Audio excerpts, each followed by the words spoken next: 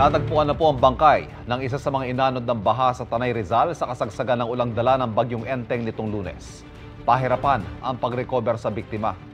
Laging una ka sa balita ni EJ Gomez, exclusive. Mark? Na-recover ang katawan ng babae na isa sa mga nasawi sa pananalasa ng bagyong Enteng sa Sitio Lubigan, Barangay Plaza Aldea sa Tanay Rizal. Ayon sa Tanay MDRRMO, pasado alas 8:30 nitong Lunes, September 2, nang i-report ng kaanak sa mga otoridad na nawawala ang babaeng edad 27 anyos at ang kanyang asawa.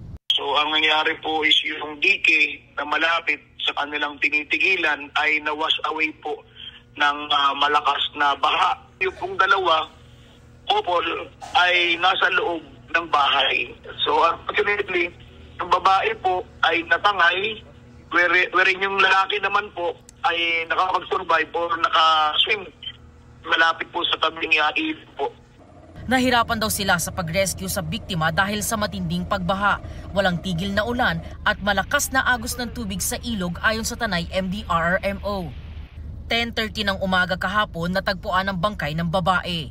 Nakita po doon na nakalubog po sa putik at sand yung katawan ng babae. Medyo bloated na po yung katawan niya since nababad nga po. And then may mga injuries din po na natamo po sa mukha. And then yung babae ay nakatapos po doon sa kawayan na pinaniniwalaan po na bahagi ng bahay nila na natangay po ng baha.